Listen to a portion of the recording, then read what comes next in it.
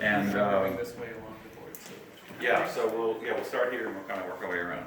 And let me just say briefly by way of introduction that my name is David Hopman. I'm a landscape architecture professor and a landscape architect. This is our third semester graduate studio. So this is our final project of the semester. This is our third project.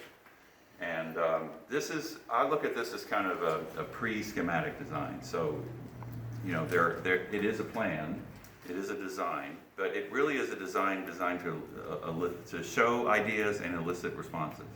So that really is what it's for. So you can do responses with the little dots. You can do responses by talking. But that's kind of where this is in the process. So this is not something.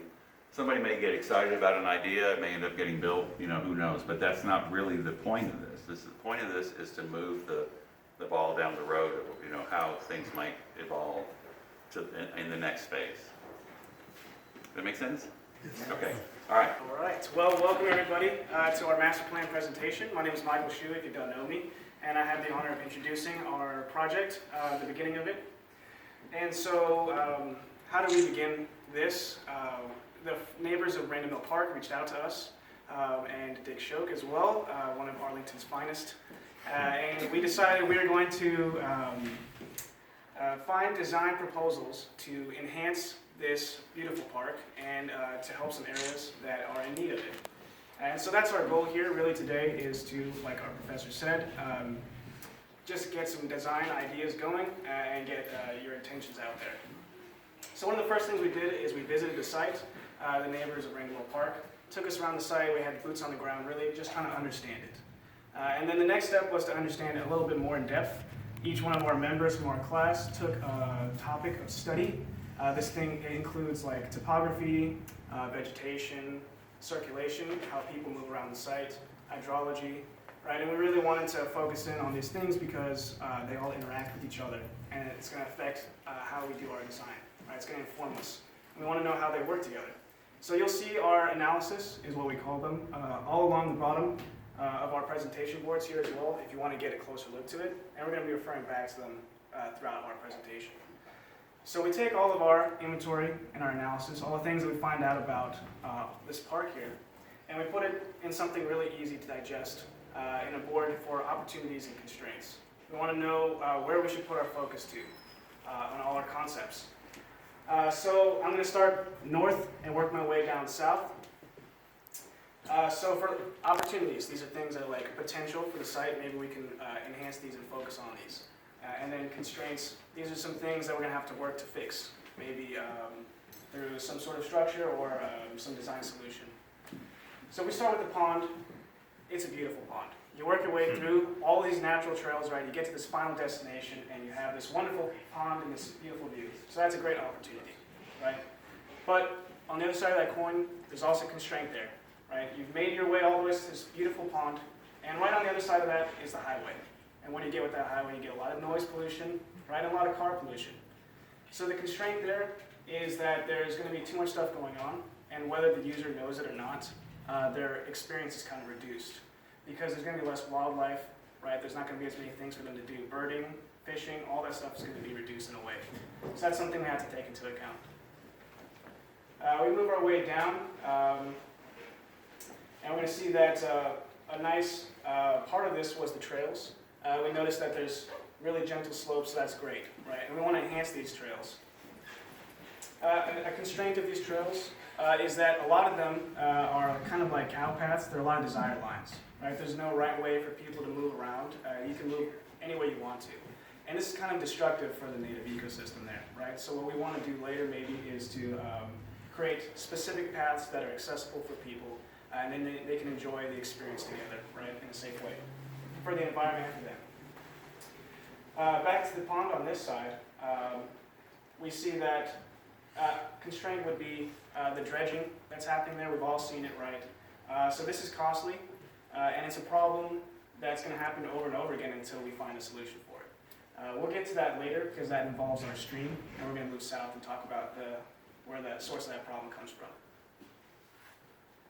The dense tree canopy, it's great, right? There's a lot of post oaks there, and we want to enhance that, right? We want to keep that. That's a great opportunity.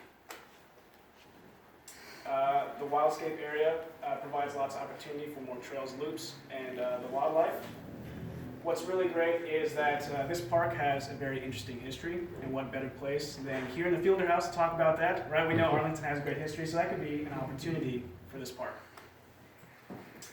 A constraint would be in this area here, right on the last bridge leading into the nature area.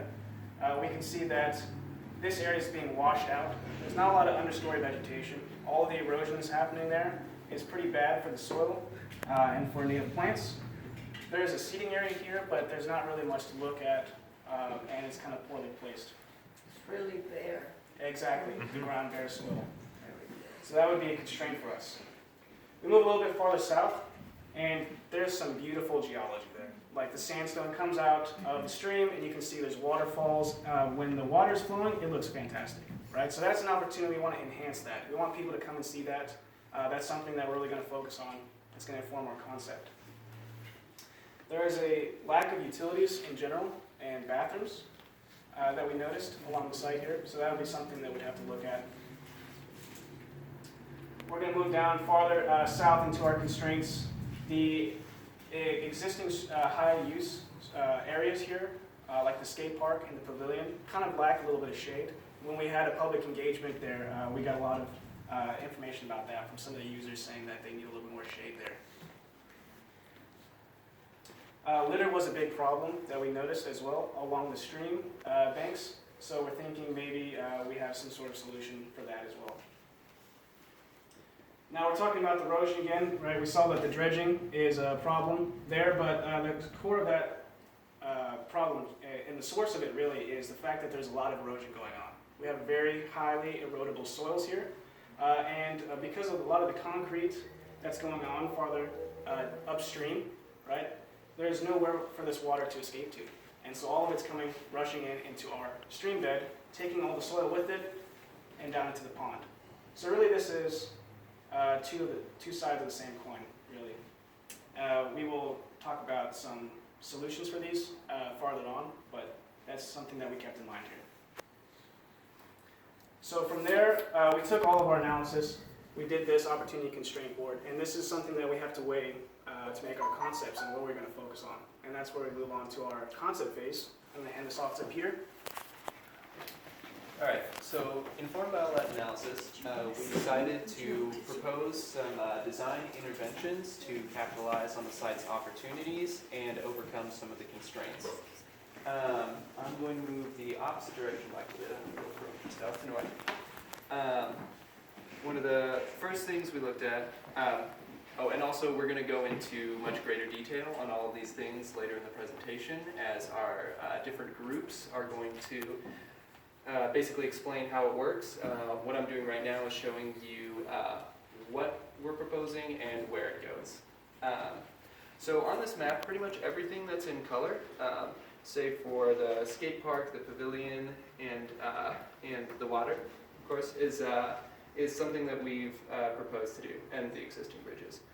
Down here, you'll see that we have kind of like a more intense focus area, this lighter blue for the stream restoration, basically to slow down the flow and control erosion.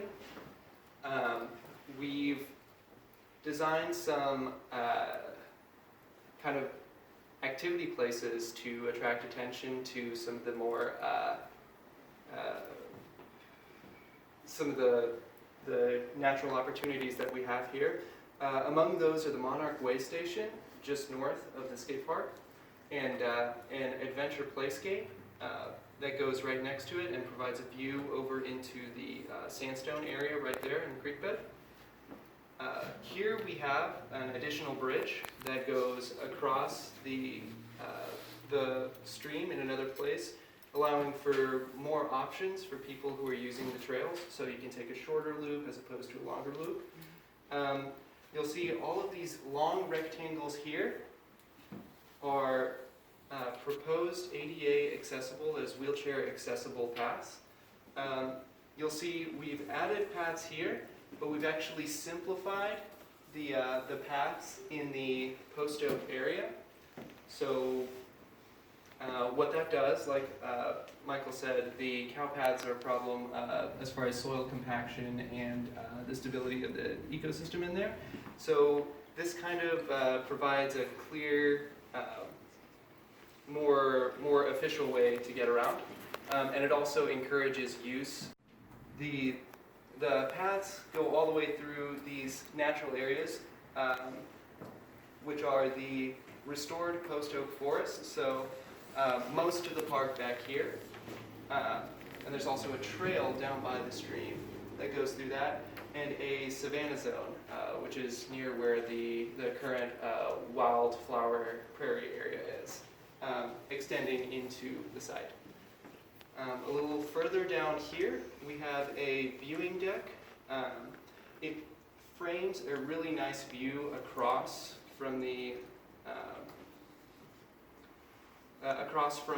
culvert that drains this parking lot, and a understory walk, which is kind of like it's another smaller path system that basically connects the benches underneath the post oaks in the north side of the park. There's also a deck, which is the solution to the problem of most of the existing benches and things that you can sit down on in the park. Very few of them have a good view of the water, and there aren't very many opportunities to enjoy the water while you eat. So that's our solution for that. And back here, we've taken a very difficult section of this access vehicle roadway and leveled it out and provided a solution for making that wheelchair accessible, which also makes it accessible for people with baby strollers or cyclists or anyone who wouldn't be able to use a very steep ramp. Rollerblades? Rollerblades also. It's the wrong kind of surface though. Oh, and here Off-roading rollerblade. we've also added a boardwalk that allows people to get out onto the water and be more in the kind of a pond area. From there, I'm actually going to hand it over to the stream team, and we're going to get into the details of how their restoration and What's a savanna zone? the savanna zone. It's grassland with intermittent trees. So so the post oak area, there's more canopy above everything, and the savanna zone has native grasses, the things that you would see in kind of like a more full sun setting, and wildflowers and things. It's sharply demarcated there, but in reality, it's just going to be transition, right? Yes. Yeah. From the canopy trees to the area that's. It says vehicle access, but really it's not a car or a truck that you're talking about on the dotted line. It's Or maybe a golf cart, for maintenance, that kind of thing. This one is a road. That's the existing road. Existing road. So a car can actually get all the way up here with That's the road. the ramp. So there's already a 15-foot paved road back here. Mm-hmm. So we're actually going to use the exact footprint of that. So it's still going to be 15 feet wide. You can get it up there. And do you mind if I ask, do y'all want questions now or like after the presentation? Well, one thing, we're going to go all the way around and talk about a lot of the details. So I would say that the best time to ask a question is when you're looking at the detail, because you'll see pictures of what things are going to look like and how they're going to function, as opposed to maybe the master plan where everything's kind of vague. I think that would be. Could I ask Michael a question? Yes. About sort of the overview. Sure. One of the things that I noticed is that there's a lot more red dots than green dots. So this tells me that the site has more constraints than opportunities. Well, actually, constraints and opportunities are kind of the same thing. Okay. You can take a constraint and become an opportunity. Okay. So really, it becomes a problem at the moment, but it's Yeah. something that you can enhance. Sure. So for instance, like one of the constraints is that you have those soils. Sure. but at the same time, you have that geology. Sure. Yeah, So- and I don't mean to be critical or anything. Oh, but, yeah. but maybe a city council, the city manager says, whoa, look at all the red dots here, and they say, I'm not gonna dump any more funds to it. One of the other opportunities that I think would be important to include on this is, I know that I-30 is right there, but visibility of the park. So it is a park that you can't miss. You know, you're driving by and you cannot miss that park. So you have high visibility of the park, and then also the use of the park. This is a high-use park. I know that you guys are focusing on the natural areas of it over there, but if you go here on a Saturday morning, it's loaded. Right. Ball players are out there. Yeah. So, and with the ball players, But this, the this side of the grandma. park is really, Yeah. it's not that heavily used though. Yeah. We've been out there on Saturday and on Sure. Sunday, and, I mean, there are people there, Yeah. but unless there's somebody renting the pavilion or something, Sure. a lot of those people that use the other side of the park could be invited if they had trails and things to do. That's the point. So I would say Yeah. that would be an opportunity. Yeah. That you already have people Yeah. coming to the park. Yeah, Other natural areas, it can be a challenge to even get people to come there. yeah, So you kind of have to incentivize it and say, you know, after the game, come on over and take a look at this interpretive stuff. So not to be critical, but just something to point out that just overall, it looks like the constraints in red are a little bit more numerous than the opportunities. Sure, yeah. Well, This but is they're also- also on the side where all the ball fields are. Sure. Right over here. Right, yeah. Of course. The ball fields are all over here and the road is here, so Yeah. it's all, most of that kind of Yeah. use gets down there. And when you're talking about the signage at the highway, they're talking about some sort of barrier Yeah. so that there's not the noise coming in. So Right. what kind of barrier would still allow people to see the fountains and I Good don't point. know. we have an example. Okay. See, we thought of that. We'll be able to show you that. Okay, so, why don't you guys get a little closer, we can, if you want, we can, move the chairs.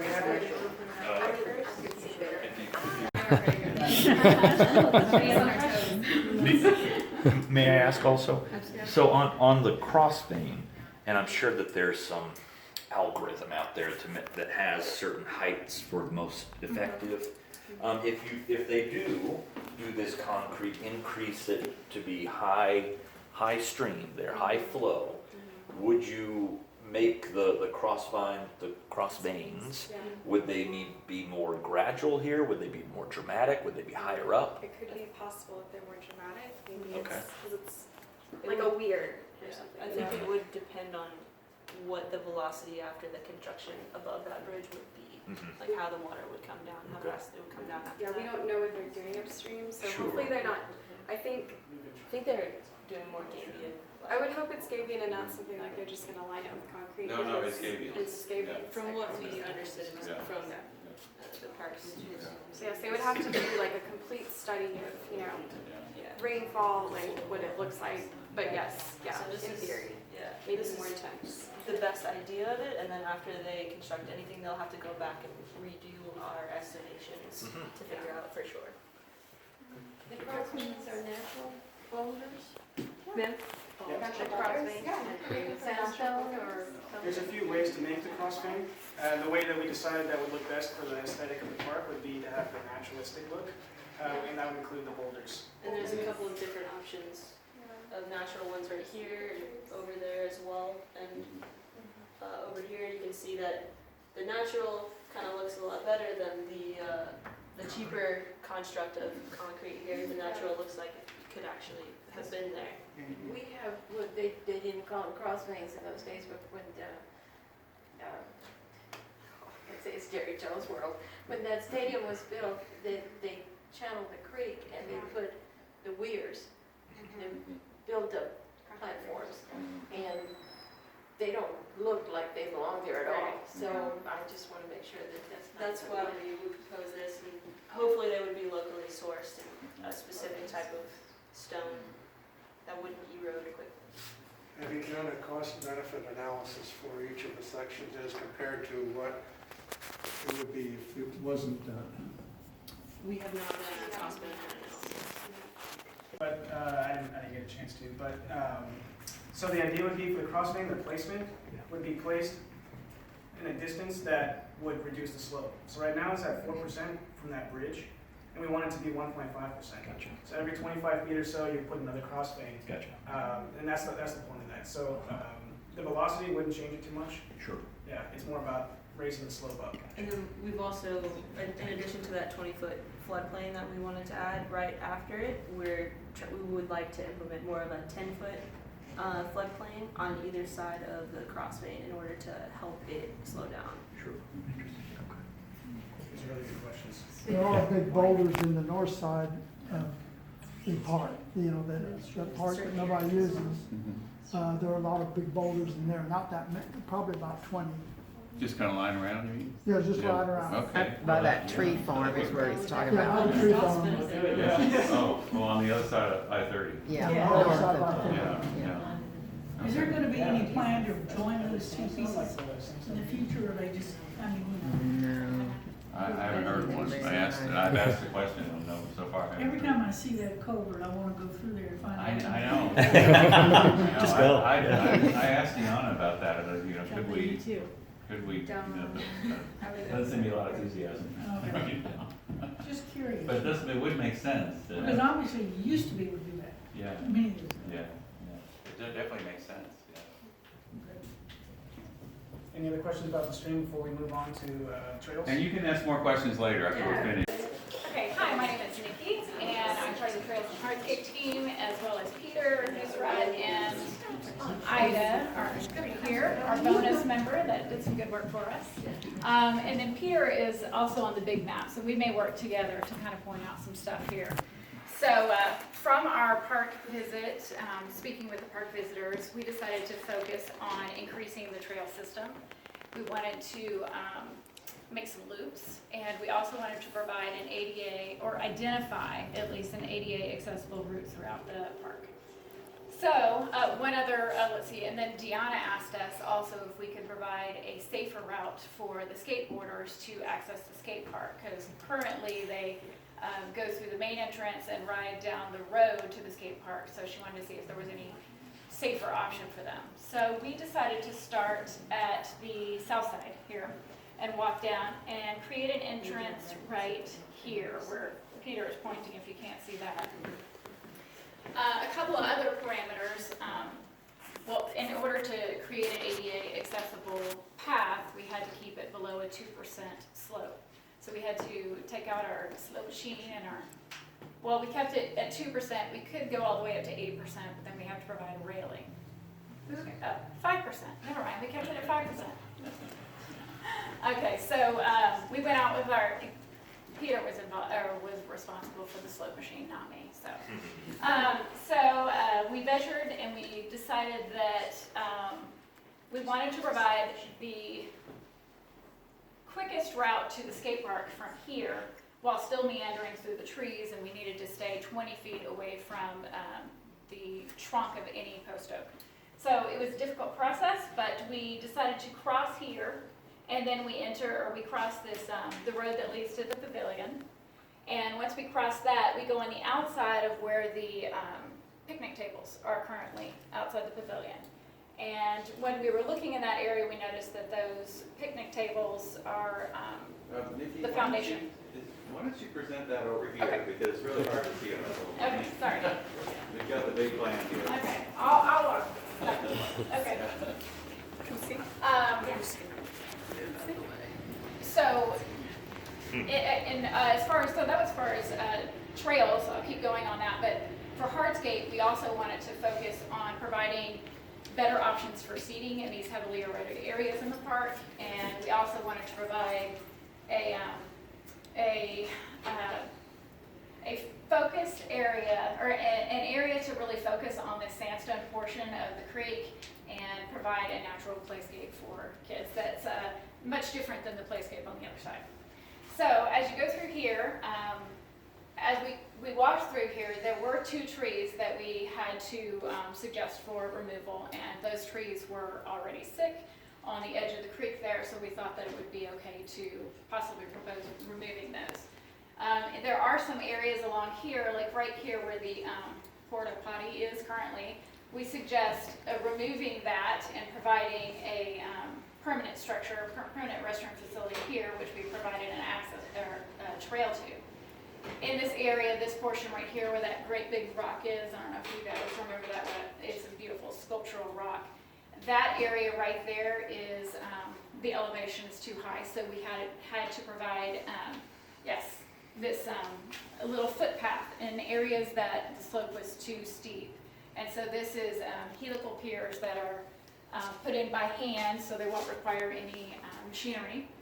And they're just in short portions throughout the park wherever the slope is too steep. So we provided, the trails go through here up to the Monarch Station and the play space, and then also through here, through this, if you're familiar, which you guys are familiar with park, this is the middle section when you're going through this park here, so, or through this area here. So it's a beautiful view all the way through here. And then we provided, as you move along here, after the playscape, which I'll just go through the trail first and then go over there for the playscape. So as you go through here, I know that you've mentioned that the other side of the park is a really good opportunity to bring people in. So we saw that as well. And right here, we added a bridge, or the stream team added a bridge, and then we wanted to extend this path here, and this path actually leads right directly between the two fields on the other side. So we thought, we don't have this portion, this wasn't part of our study, but this would be a really good opportunity to draw all these people in from this. Access point. Yes, yeah, right there. Yeah, right there. Yeah, right there. And really, if you could go all the way into the neighborhood on the other side, it would be really great. So that is where we tried to address that and get more use of the park. As you go through here, sorry, trying to orient myself here. Okay, as you walk through here, in this area it is very heavily eroded. So you see the picnic tables are on the foundations, and there's a lot of dirt, falling away. So we thought we would provide a seating area, one deck where all the tables could be on this one deck. And when we were there, we noticed there's a really great view. We have trees framing this, and we show that over there from both sides, from sitting here, and when you're on this trail, it's beautiful. This is just a really nice view. So we wanted to focus on that. We also took this trail all the way to this seating area that we spoke of before. And if you follow this along, you go through the pier area, which is, great for getting out on the water and for fishing. And then we follow around here, and Peter created a possible way for this whole area to be ADA accessible. So let me go over here so I can. The path that's, I think it's in purple or whatever, that's. This right, oh yeah, Yeah, sorry. that's just a dirt path now. Yeah, Don't yes. you do something with Yes, we're just suggesting that we put cypress mulch down in those areas. Do you think that the people would actually go to the east up there, away from the pond, or All right, go in this direction? go to the corner more? Oh, right here? Up there, yes. Will they go up, or will they take the shortcut over, right next to the water? Because if I were walking on that bridge, I yeah. would be more likely to want to stay close to the water rather than Yeah, traverse up and back down. you're right, that could become another footpath, Yeah. for sure. And maybe something that we should propose as a footpath. I mean, they'll have to stay on this path, for the strollers. And tell them why you're thinking about doing those boardwalks. Like, what is the purpose of those boardwalks? The boardwalks on the water? No, all the boardwalks. Oh, just for the views, yeah, Well, to get out well, and see the water and. There's two reasons for these besides the views, and that's one is to make it accessible without having to put down a hard path. So these helical piers are like giant screws. You actually can do it by hand. You screw them into the ground. You can put this right over post oak roots and it won't hurt anything. So that way you can get an accessible trail without having to put down an impermeable surface. So that picture is actually from the Hurt Museum. I hope somebody's gonna do this cost benefit thing, because the Yeah. city's not gonna do stuff unless they can be convinced that it's gonna, because they're gonna slap in some concrete. I'm sorry. Yeah, they probably will, but, I mean, It's an alternative, this is an alternative. yeah. Yeah, I mean, but if they have an idea of what they're having to consider, I mean. Yeah. So we did walk the site, and we We can say that most of this can be done in concrete. This really is needed where, like, for example, here, where the path kind of has to go between trees. Between post oaks especially. Yeah, exactly. Yeah, and we are suggesting that we use the recycled asphalt that is at Crystal Canyon. I'm speaking to city council next month, and I'm gonna talk to them about post oaks, so I'll pitch this idea. Yeah. Good. You need paving that won't hurt the roots. Yes. With, because just to Oh. lay down the 12-foot Yes. path, which I understand, I mean, I'm being facetious, but it's a requirement, right? There's gonna be a lot of construction. It's not a requirement, no. It's 5 feet minimum, but the 5 feet. 5 feet, Yeah. well, 2 wheelchairs have to be able to pass, that's it. Then why are, Well, they're the just Parks making Department paths. keeps saying 12.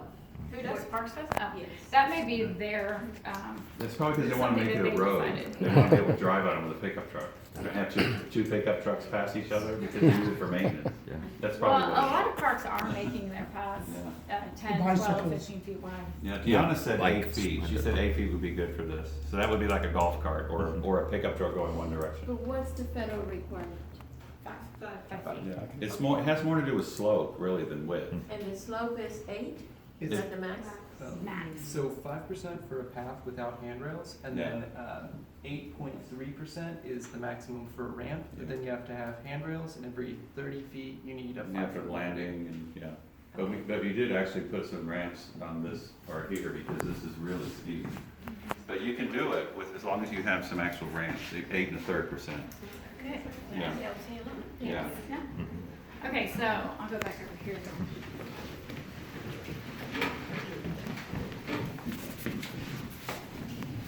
So as you're going along the trail towards the parking area near the skate park, we are proposing a very natural playscape there. We really want to draw the kids from the other side that may want a different experience, a very natural experience, get the kids to explore this area and the sandstone in the creek.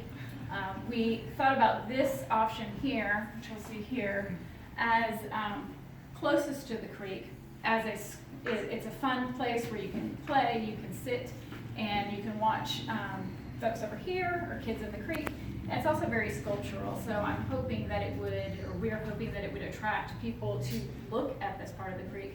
When we went around and talked to people that were walking in the creek, or in the park, and I asked them if they had gone down to see the sandstone, or if their kids had ever played in that sandstone area of the creek, a lot of people didn't even know about it. So it's surprising that it could be that close to the park where they were, getting out to go on their walk and not know that was there. So we really wanted to highlight that feature of the park and then make this this playscape very different than what is on the other side. We also want to provide some seating with some shade so that folks can sit here and enjoy the Monarch way station and this natural playscape. This is just an idea, but it's a fort and it's got this large berm with a net hammock area where kids can roll down or go through this tunnel.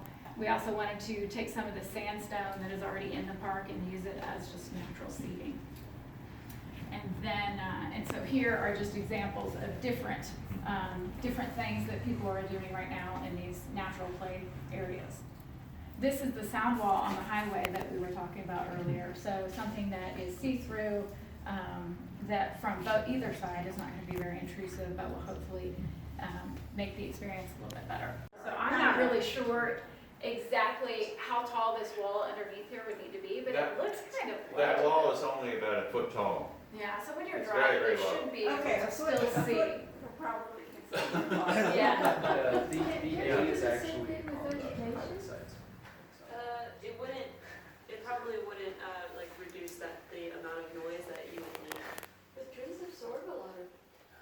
No, that's a sound wall. That's a real sound wall. She's saying that you could do the same thing with Oh, vegetation. no, vegetation, you need, You need yeah, area I dense. mean, yeah, it does, It does help. unfortunately, It does help. It does help a little bit, not much. Yeah. Yeah. And so this is That the wants to be cypress mulch included. trap that we spoke about before. And then this is the recycled asphalt that is in the Crystal Canyon currently. And we were just having fun with some of the light that you could have along the park, but lighting the pond. And then this relighting could look very interesting. Where does it look wrapped around? This was just some ideas we had for programming. I think it would be important to increase the usage for local neighborhood kids. So where I live, what they did was they had kids come in and they took handprints and they had these kids paint these tiles, and then they use those tiles for a wall. And these kids love to go back as they're growing up, to go back and see what they created. Even, you know, just really young, they want to go see what they've done. And having something where if the kids were to create something that's displayed in the park, they're going to want to go back and see it, and often. And then here, we saw this just cute little, you know, kids, local elementary school kids could do this at the holidays and go hang them in the park. Any reason to get those kids out there, I think is a good reason. So we also just wanted to have a little bit of wayfinding for our trail so you don't get lost. Can I ask a question about the lighting? Yes. Now, how many hours would that be lit up? And does that affect the wildlife at all? Usually, when are there hours on your park? Is it close to 10? Okay. Usually they will turn them off at night. It depends on the town. They'll have to set that. Unless the pavilion is rented, and then they can stay open until 12 usually. Okay, yeah. So, and as far as hurting wildlife, that was a good question that I do not know the answer to. As far You as guys what? know, would you know, lighting these trails, is that going to really It affect? confuses birds during the Yeah, day. although that close to the interstate, I mean, cars are driving by all the Yeah. time. But any additional light pollution is going up. You aim the lights down and it doesn't, like, that seems to have lights going up. Yeah, these lights are down. In fact, these are, here, these are solar wind-powered lights, which, you know, would be awesome to get those. And then this here is just decorative lighting. Again, this would be kind of neat over here. If you could get some of this lit up, it would make it even more sculptural and interesting at night. And then over here, where we propose the deck. Okay, so across from the fields where I was saying that it's heavily eroded and those picnic tables are kind of tilted, we thought having one deck where you can have some picnic tables, and it's right near the culvert area, right there. So put all the picnic tables on the deck, and then this is the view they would have of here. Actually, this view is from the footpath on the other side of the deck, and then this here would be the deck, and this is the actual picture of the view. No shade, Pardon? no shade there. Oh, yeah, it's covered by trees, right here. Oh, This actually is the picture also from the other side, and this is the fall, so I think it will be, definitely have more leaves in the spring and summer. But this is where it would be under the trees. And then this is the proposed area for the adventure landscape, right next to the parking lot. Yes? I really like all this natural stuff because I like our park to be natural, but don't you have to make that ADA accessible? The park? That The fort, or no? No.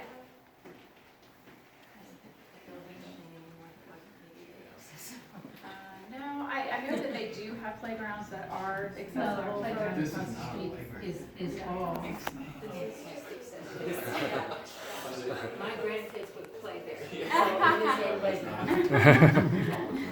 If you have a fort, you're gonna play for it. Yeah, it's not. Are you using recycled asphalt now instead of, what is it? Concrete. No, the granite, the decomposed granite. Yes, that's what we are proposing. Yeah, the Is recycled it asphalt. better? Along the path, towards the park, you'll see, let's see, I'm gonna point it out right here. Yes, right here, just right past the fourth bridge now, the third bridge currently, but we proposed that other bridge that would lead to the east side of the park. And then this is a perspective of that area, so we have beautiful views, and we have seating so that you can look out here, and then they also look on this beautiful garden area, and then that leads right back onto our trails, and then back onto the pier. What is the boardwalk constructed with? Is that a low maintenance resin? think that we've gotten that far. I mean, e-pay is what we would usually suggest for the park, or we could use a. If you make a boardwalk, it has to be, it would probably be made with some kind of recycled wood. Because if you make it out of e-pay would be ideal, but it's very expensive. And the recycled wood lasts forever, doesn't, you know, and, you know, we don't usually build things here out of just wood because they self-destruct after 10 or 15 years. And so it'd probably be one of those two things. It would either be e-pay or a recycled wood product. You know, What is e-pay? e-pay is a supposedly sustainable tropical wood that is harvested, but it's harvested on a 100-year cycle. But it is, when used like at Clybourne Park in downtown Dallas, all that stuff, that's all e-pay. E-pay is almost, it's just about the only wood that you can use in this area that will hold up. Because they don't use wood west of here. You know, west of here, even fences are made out of CMU, cinder blocks, because the wood dries out and disintegrates. East of here, they use wood like crazy, but we're right at the edge, you know, and so things that like redwood and things that they typically use, you don't want to use the pressure treated wood necessarily. So, you know, boardwalks are great. They keep it away from the wetlands. They keep it up off, you know, off the roots, but they have to be made with something that will last. So, I personally think the recycled plastic is basically sawdust mixed with old plastic bags, and it looks okay and it lasts forever. So in the boardwalk, I mean, like I said, it's an opportunity for fishing, but it's an opportunity to get out on the water. I recently did an observational study in McKinney, just sitting there watching people, and there was just a block of cement on a pond. And everybody that passed by just went out to that block and looked down for something. So people love to look into water. All right, does anybody have any other questions? Should we go on? Okay. The vegetation ecology team consists of myself and Bonnie. So my job in the analysis phase was to walk through the park and mark down every single tree on a map. And wouldn't you know it, it's almost all post oaks. With a lot of invasive species, primarily privet and chinaberry being the two most prominent. So one of the main focuses we wanted to do was to restore that and remove all these invasive species. This is kind of what it looks like now, with all that cluster in there. And if you look at the aerial, so our aerial photograph is actually in the winter. So all the leaves have fallen off of the post oaks. So anything green that you see in there, that's all the privet, all that invasive overgrowth, because that's evergreen. So that stays green. So anything that looks like a tree canopy on there is probably just privet. So it's a lot. So we're going to take all that out, restore the post oak so you can see how much clearer it is. You can actually see that nice savanna quality that we're talking about, you know, where you've got all this grassland. And then we've got a lot of bare ground under all of that post oak canopy coverage. And so to get this look, what we're proposing is compost seeding. So Native American seed. Has a lot of seed mixes that they come in and spray in here. It's all native plants, and it's very cost effective, and they just spray this in with compost, and then after a little while you get a nice beautiful wildflower. So we've got a few different mixes. They've got shade friendly mixes, native grasses, and pollinator plants. So one of the reasons really, or I guess some of the reasons it's very important to restore this post oak area so that we can maintain it and keep it around is it's a very beneficial. We got a lot of hardscape in Arlington, so we want to keep these trees. They absorb a lot of carbon from the atmosphere, post oaks especially, more than any of the other trees in the area. It absorbs the most carbon. So I didn't put the statistics on here because they're old, like the actual costs. They're from like 2009, so I'm sure they've changed. But from back then, post oaks, I want to say absorbed around $84,000 a year, and then the next species was hackberry, and it was down to like $60,000. So it's a lot more than the other trees. So it's a very important site to keep all of those around. We also got the urban heat island effects. Cities, a lot of hardscape, a lot of cars, a lot of pollution. So if you look like at a geothermal map, You'll see all the little hot spots where all the cities are. Plants and trees covered, going to bring those temperatures down as much as 9 degrees in the summer. And then that cooling effect is also going to reduce energy costs. It doesn't, you're not spending as much on cooling and all that. Good for psychological well-being. People with close proximity and exposure to green spaces have improved mental well-being and cognitive performance. People exercise more. You see fewer premature deaths. And then property values go up. So we've got a little chart here. You can see a tree will save approximately $52,700 a year. Most of that's going to be in energy savings, property value increase, and stormwater runoff, as well as carbon sequestration and air quality improvement. Next, we I think Peter showed y'all that we proposed the Monarch Waste Station. So we've designed a little park or a little garden full of pollinator plants to encourage more biodiversity. And you can actually get this registered online, so you got your little plaque that it's an official Monarch Waste Station, and lots of pretty flowers, lots of beautiful butterflies and bees coming around. And so more pollinators, like I said, increases not only plant wildlife by spreading pollen and seeds, but it also brings in other wildlife. Birds come in to eat the bugs, other bugs come in. So within the pollinator garden, we've also, we're gonna go over this way. So we've also proposed the inclusion of a bug hotel. And these, you can get, they can look pretty cool, they're cost effective, and it just gives a little habitat for bugs and little critters to live in. So this gives them a safe place to stay and hibernate, brings in, like I said, more biodiversity. In addition to this, we wanted to put in a little duck house for all the ducks to stay in, have a nice safe place to be in the winter, hide from, the hawks and stuff. And just get away from people. I know it can get pretty crowded around there, especially that with the pond being near the highway, somewhere they can just go and get away from it all, because they want to get away too, just like we do. Here is our suggested plant list. It's all natives. So in the pollinator garden, we're going to have stuff like butterfly weed, which is,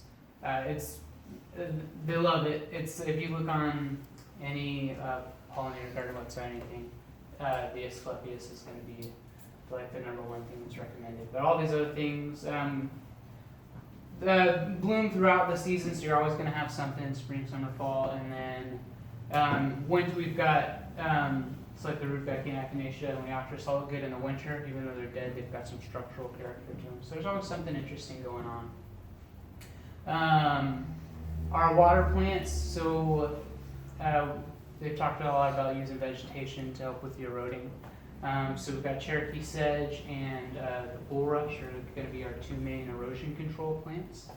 And then some other, so we've got some ornamental trees, buttonbush, pickerel weed, those are all really nice blooming trees. And then lots of native flowers and trees to use in the woodland areas.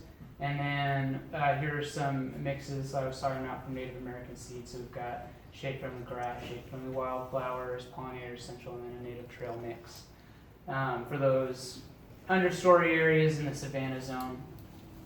And then, What is that tall structure there? oh, this is an example of a bug hotel. So it's just kind of a variety. Version of one of the bug Yeah, hotels. an extreme example. Vertical garden.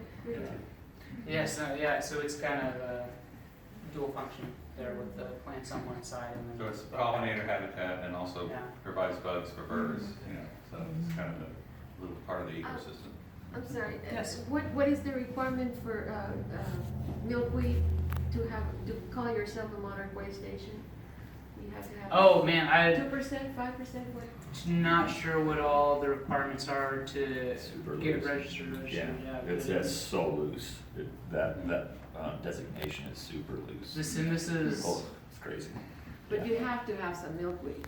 I don't even think that's necessary. Really? I think there's natural plants. No, we just the restaurant for monarchs because it allows them to lay their eggs on the leaves. Yeah, I was just so told that Laura watched. here's a detail that the way station and all of these plants attract. All of them attract pollinators, several of them are larval hosts for a variety of different species. I also meant, especially in here, but a lot of these other plants have seeds and fruits that the birds really love, which bring in for the birds. So here's a detail of the pollinator garden with a little path. Here we'd have like a little kind of covered pavilion. There's already a couple picnic tables over there by the trees. So we've got a little additional small pavilion there and then a little seating area here that overlooks the stream and the adventure area. So parents can have a little spot to relax while kids are around. And then a detail of the stream planting with the, like I said, the sedge and the bulrushes. Southern Winford's another really good one since we've got a lot of shade around the stream as well. Does anybody have any questions? Yeah, I guess we're basically done, so if you guys have any questions, and then after we do the questions, we're gonna give you some little dots to put on the boards. Go ahead, please. Working with the local schools can be a beneficial thing. Is there any of these projects that can be identified as a small piece that a grade school group or a junior high or a senior high could take on as a project, and we could encourage them to do that type of thing? Yeah, I think the pollinator garden for sure, definitely a good educational opportunity. And it's really, planting, you'd have to have somebody else come in for the paths, but the planting is, planting plants. Also, the bug hotel would be a great opportunity Oh, for yeah. all ages. I think if someone wanted to help build it, or a group wanted to help build it, or kids could learn about the different bugs that live in You there. can somebody could build like 1 level or 2 levels, and the next year they could build 2 more, and this is, it might take you 10 years to get that. Yes, that was one of the reasons we showed that honeycomb shape, because that's real modular, so you can add on or take away as much as you need or want to. May I ask on the plant species, do you know how many of those currently are at the park? So a lot of stuff was dormant when we were out there, so it's hard to say on a lot of the perennials. The trees, here's our little analysis. So all the desirable trees we found, we've got post oak, cedar elms, red buds, are all stuff we recommended planting more of. We've got live oaks, bur oaks, and the bur oaks are all actually like right here. So right now they're really young. I think they're about maybe 12 feet high, but those are gonna get real big. There's elms, a lot of elms. Yeah, a lot of elms, some American elms. There's some red cedars in there, and then of course like the invasive of the China berry and prairie. Why are the elms questionable? They grow really fast. They can break and cause some other issues, but they're not. They are native, and they can be pretty attractive, so they're fine to. Really, it's more of a give or take kind of a thing. I know Parks Department will not plant on top of them. They don't consider it a desirable. There's a couple. There's not any really big ones. There's just like a couple going around the stream. They're all very small. They escape too. Yeah. So this is all existing stuff, not proposed stuff. And the toothache tree, because of the thorns? Yes. Yeah. But and there's some. It's a great tree. I love those. Yeah. There's a lot of them out there. And it makes such a great story if you're interpreting it,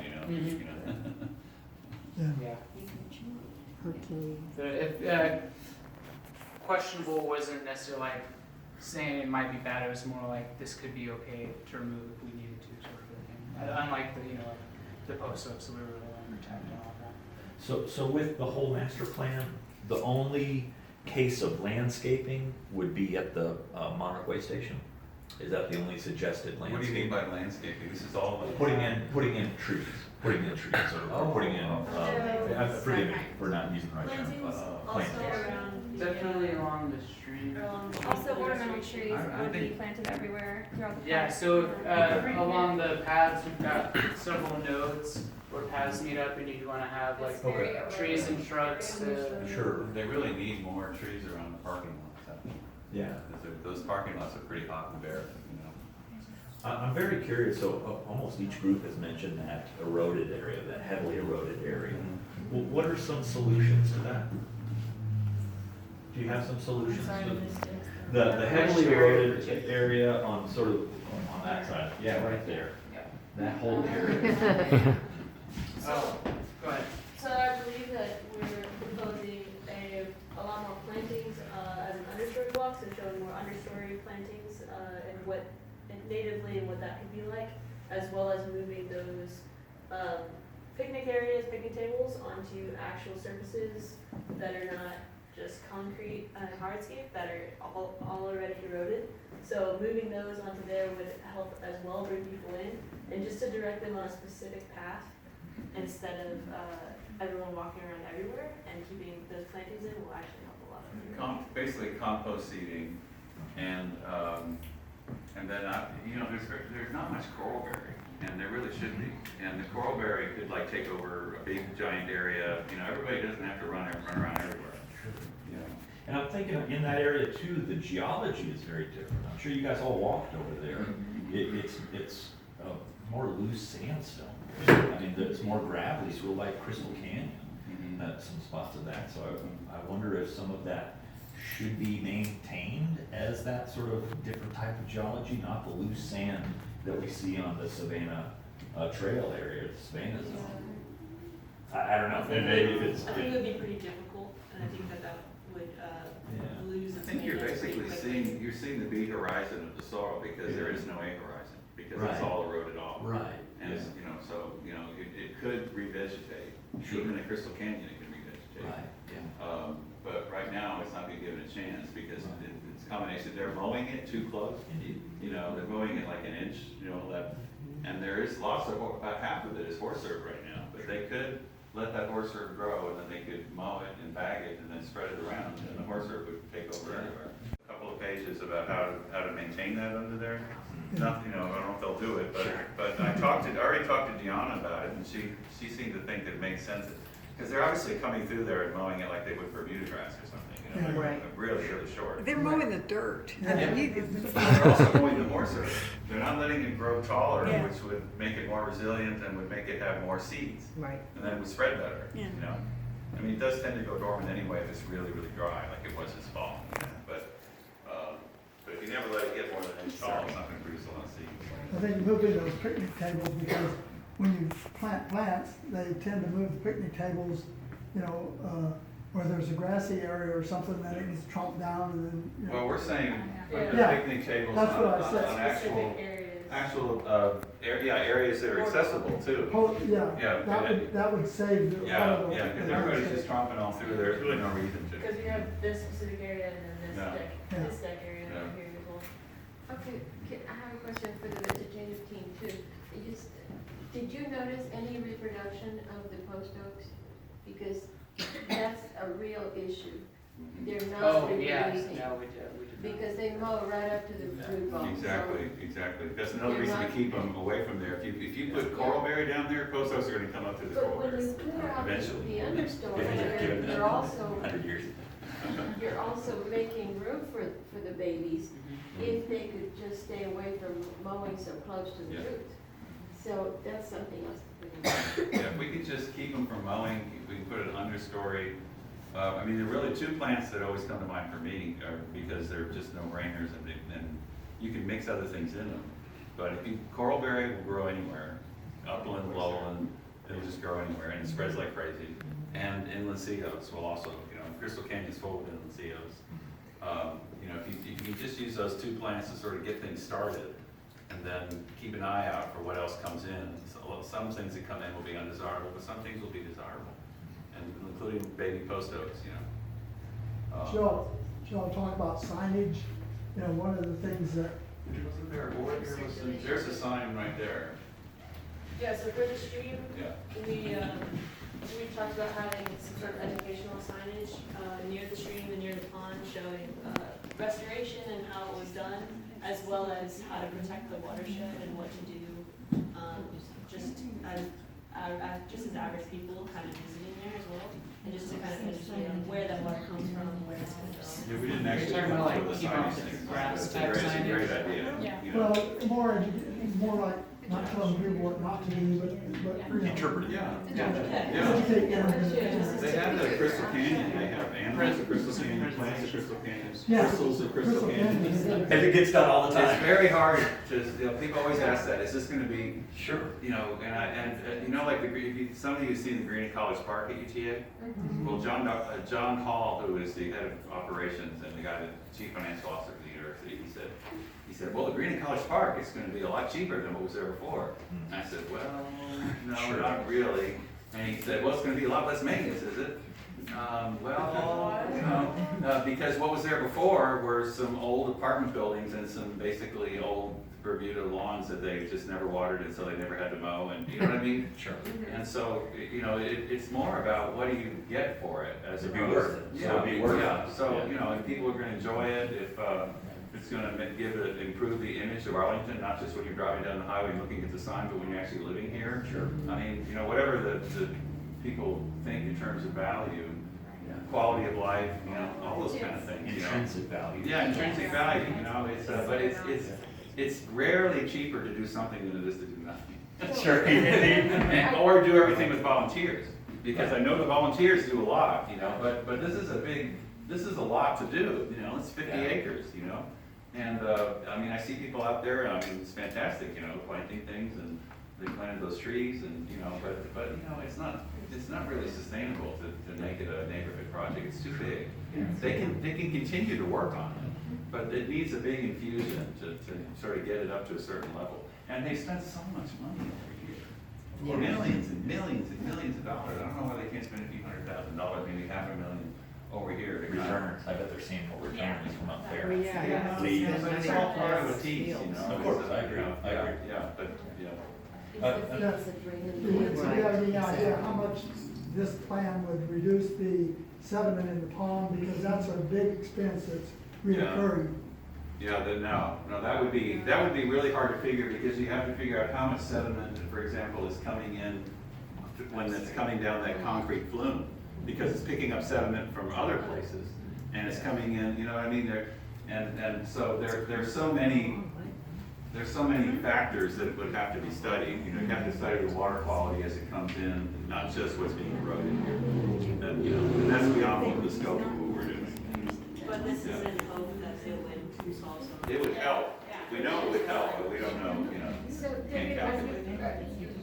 you or your class you're presenting this to city council? No, no. Don't walk away now. No, we invited them. We hoped they were, no, I'm presenting, Can they invite you? I'm giving a talk. I can get you an invitation. I'm giving a talk on post oaks in January. Just, they want to talk on, they invited me to give a talk on post oaks. I don't know why. Sneak this in?